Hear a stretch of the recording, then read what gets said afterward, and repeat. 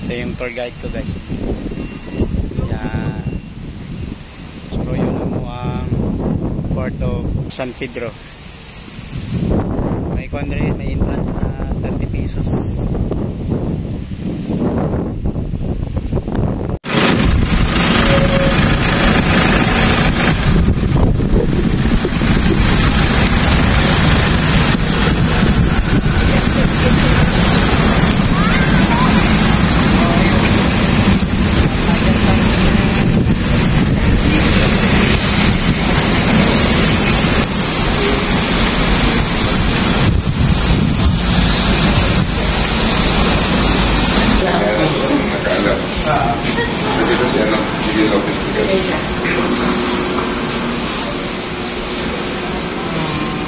Nagtawag ka lang natin kung hindi mo mag-work ng mga ito. Oo. Magdala lang sa ito na tayo. Ito po yung details na siguro na binigay ng may natumating sa ito. At saka yung details na kaya dyan tumatay po ang sila sa pinunod yung kumani. Kaya ginawa ko ng proseso after po pagbuhan na. Yung details na po yan, ito pinagtayuan mo yung pasilip ka sa pinunod.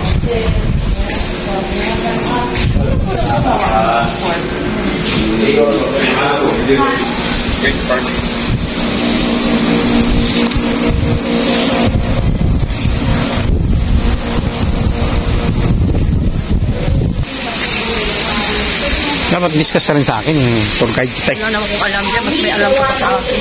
The person who accepted Magellan, there is also a person who refuses Magellan. And this is Lapu-Lapu. Lapu-Lapu is the chief of Mactan Island that time. And he refuses Magellan because he is a Muslim from Brunei. And he didn't want the Christianity at all. So he didn't want Christianity, he stays a Muslim. So the Battle of Mactan Island happened. It's the Battle of small island in Mactan Island, like in Mactan Airport. Yes, that happened there. And after 20 days of his arrival here, Ferdinand Magellan died. He was being visited by the 60 soldiers of Lapu-Lapu. And also they said that Ferdinand Magellan, Lapu-Lapu didn't kill Magellan, but it is one of the soldiers. But Lapu-Lapu finished the job. And that's as a gift for couple and friendship between two people also. Según people, Ferdinand Magellan gave this holy Saint Antonio child. And now, this became our patron saint here in Cebu, and this is where the symbol of festival of Saint Antonio.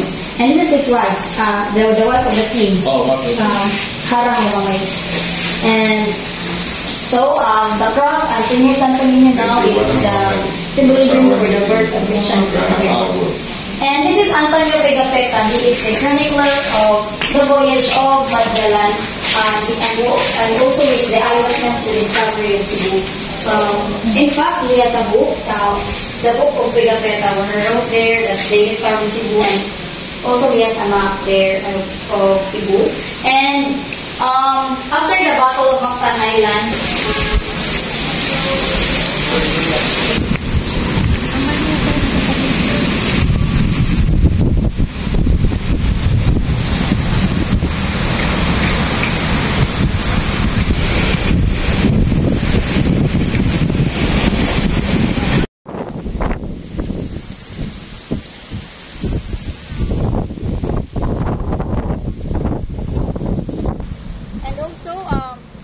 after that, Japanese regime on 1950s, Cebu Garden Club took over, so Fort became a miniature garden.